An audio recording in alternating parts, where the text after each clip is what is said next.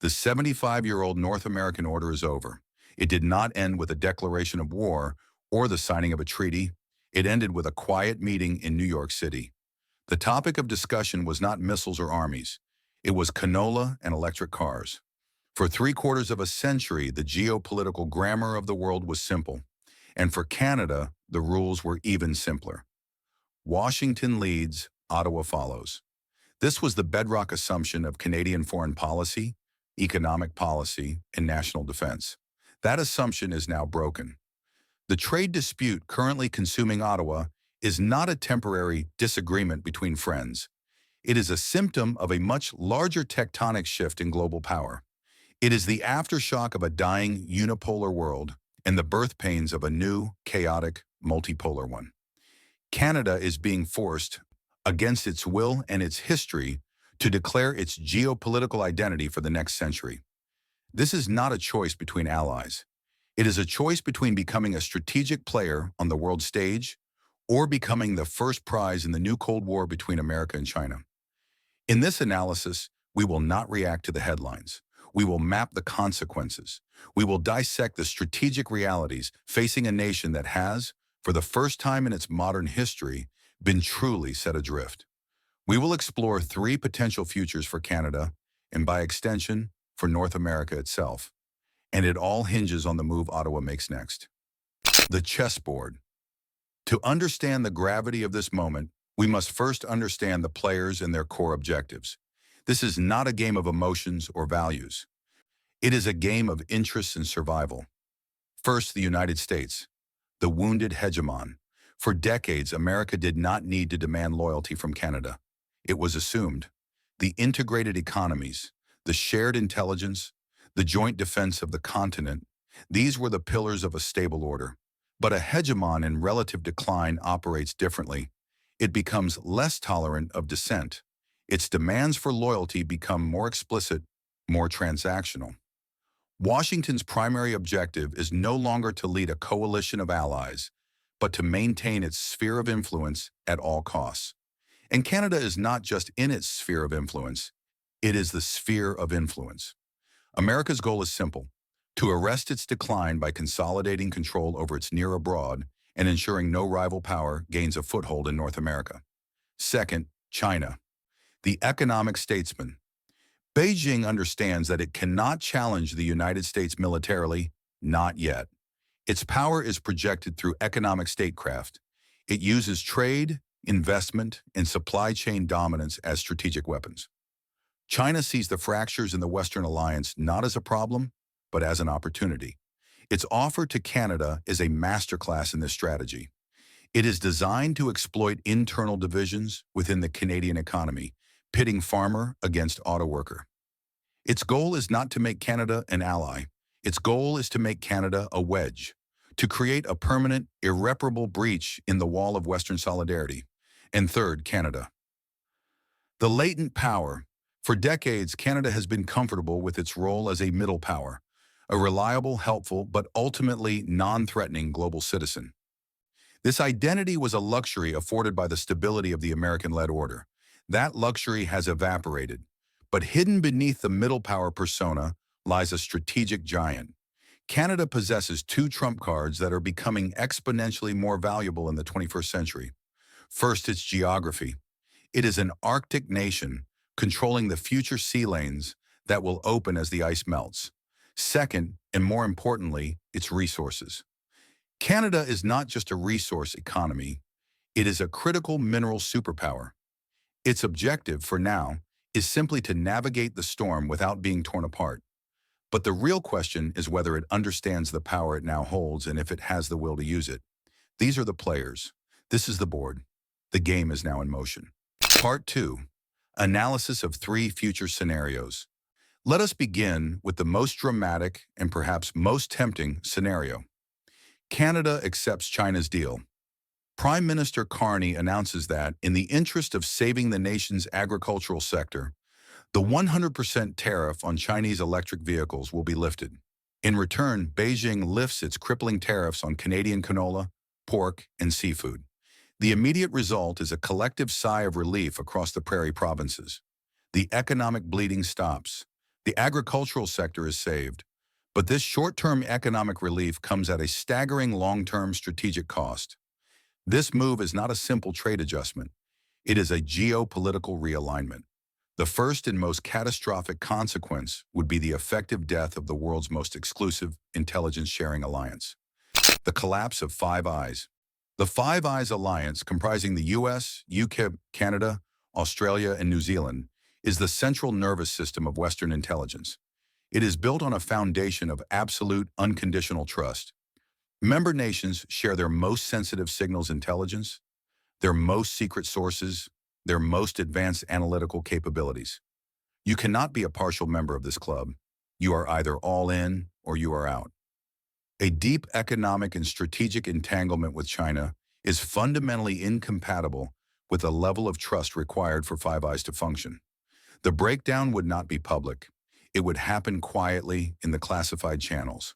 The flow of raw intelligence from the National Security Agency to Canada's Communications Security Establishment would be throttled. Access to shared databases would be restricted. Canadian intelligence officers would be quietly excluded from high-level briefings. The question Washington would ask is simple. How can we share our most vital secrets about China's capabilities and intentions with a nation whose economic health is now dependent on Beijing's goodwill? We have a precedent for this. When Australia, another Five Eyes member, faced economic coercion from China, the alliance provided moral support, but its response was not unified. The incident revealed the deep vulnerability of the alliance to Chinese economic statecraft. A Canadian pivot would be an order of magnitude more severe. It would shatter the alliance's North American core. This would be followed by the functional paralysis of the continent's primary defense apparatus. The paralysis of NORAD. The North American Aerospace Defense Command, or NORAD, has been the bedrock of continental defense for over 60 years. It is a fully integrated binational command. Canadian and American officers sit side by side, sharing the same data to protect the continent from airborne and maritime threats. This integration requires seamless intelligence sharing. If the Five Eyes intelligence pipeline is severed, NORAD is blinded. How can the United States share sensitive radar and satellite data about a potential Chinese threat with a Canadian military whose political leadership is now in a strategic partnership with Beijing? The command structure would break down. The United States would be forced to create a parallel, unilateral system for defending its own airspace, effectively building a defensive wall along its northern border.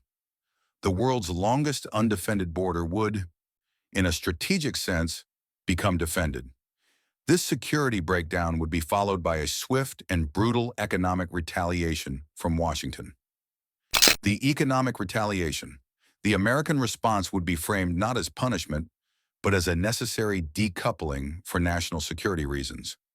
The integrated supply chains that define the North American economy would be systematically dismantled.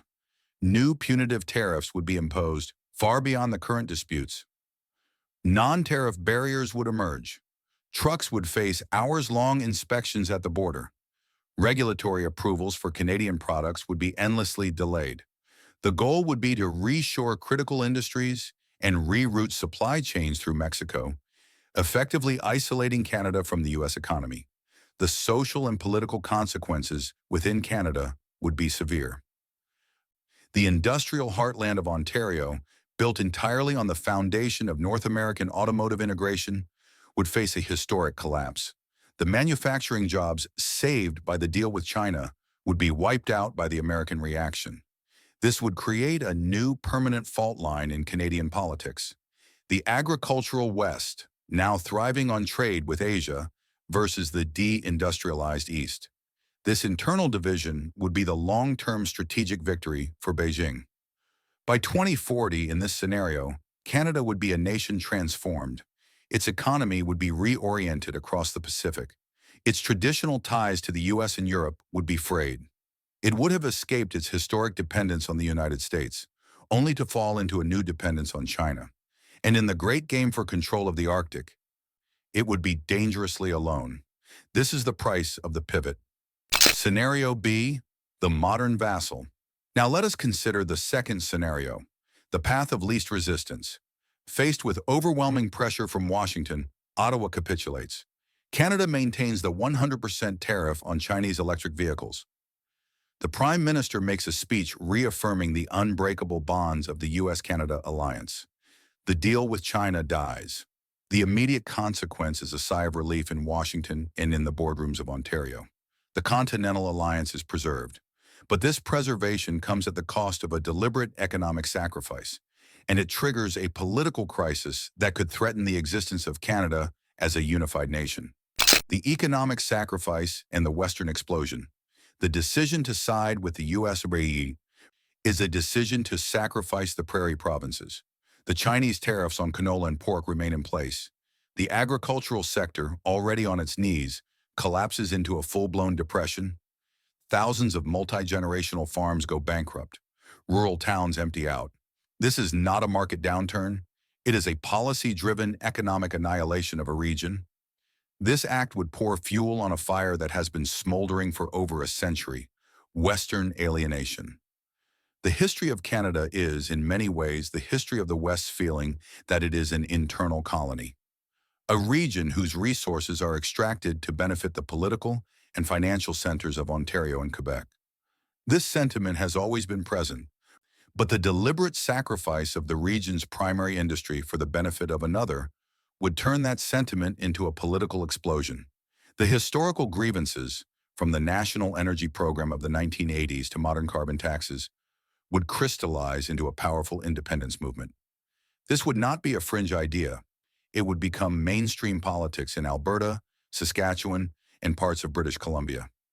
The ensuing constitutional crisis would paralyze the federal government for a decade. Canada would turn inward, consumed by its own internal divisions, just as the global order demands agility and decisiveness. The loss of strategic autonomy. Having demonstrated its willingness to sacrifice its own economic interests at Washington's command, Canada would lose what remains of its strategic autonomy. Its foreign policy would cease to be its own. On every major international issue, from climate change to relations with Europe and Asia, Ottawa's position would be expected to mirror Washington's. It would lose its unique voice on the world stage. Its ability to act as an honest broker or a constructive middle power would be gone. Economically, it would be locked into the role of a resource supplier for the American industrial complex. The dream of developing a high-tech, diversified economy would fade. Why would the U.S. allow a Canadian competitor to emerge in strategic sectors like AI, biotech, or advanced manufacturing when it can simply secure the raw materials, the lithium, the nickel, the uranium, and keep the high-value jobs at home? In this scenario, Canada becomes a vassal state, a comfortable, prosperous vassal perhaps, but a vassal nonetheless. By 2040, Canada would be more integrated with the United States than ever before. But it would be an integration of subordination, not partnership. It would have purchased stability at the price of its sovereignty. It would have avoided the risks of the New World Order by surrendering its ambition to be an independent actor within it. This is the price of loyalty. There is a third path. It is the most difficult, the most ambitious, and the most dangerous. It is a scenario in which Canada refuses to choose between the United States and China. Instead, it attempts to build a new pole of power in the world. This is not a path of neutrality or isolationism. It is a path of proactive, strategic activism. It begins with Canada recognizing the immense leverage it has been ignoring for decades. Step 1. Weaponizing resources. The global transition to a green, high-tech economy runs on a handful of critical minerals, and Canada is a resource superpower. Consider the data.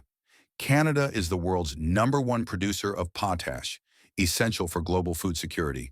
It is the #2 producer of uranium, critical for nuclear energy. It is in the top 5 for gold and platinum.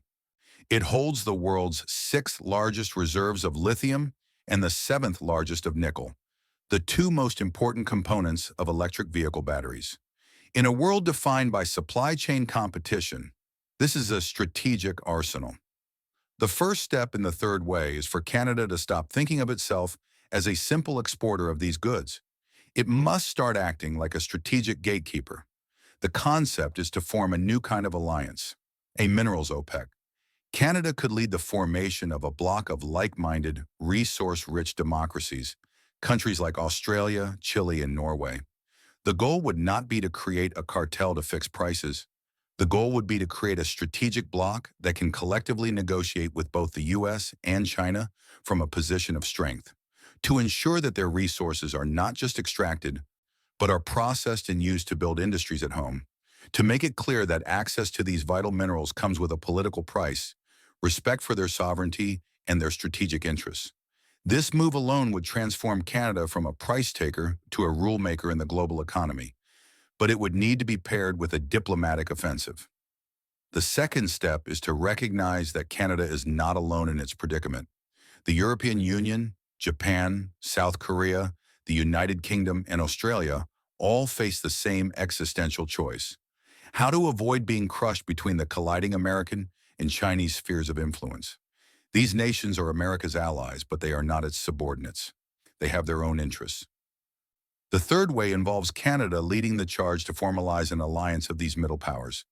This is already happening organically.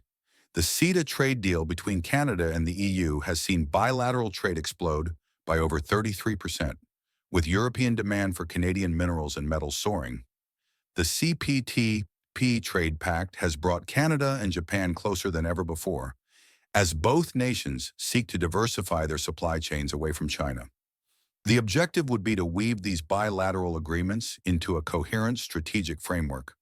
A third pole in world affairs dedicated to upholding a rules-based international order, promoting free trade among its members, and collectively resisting economic coercion from either superpower. The risks and the reward. This path is fraught with peril. It has never been successfully attempted in the modern era. It would require a level of diplomatic skill, political will, and national unity that Canada has rarely demonstrated. It would undoubtedly provoke a furious reaction from Washington, which would view it as an act of strategic betrayal. It would be targeted for disruption by Beijing, which prefers to divide and conquer. But the potential reward is immense. It is the only scenario in which Canada secures its sovereignty for the 21st century. It is the only path where Canada transforms from a passive object of great power competition into an active subject, shaping its own destiny. This is the price of ambition. Part 3, the Century Gambit. We have now analyzed three possible futures: the pivot to the east, a path of short-term economic gain that leads to the loss of its most important security alliances, and a new, perhaps more dangerous, form of dependency.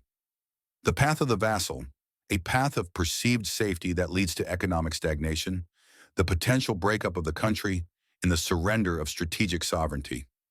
And the third way, a path of high risk and high ambition that seeks to fundamentally remake Canada's role in the world.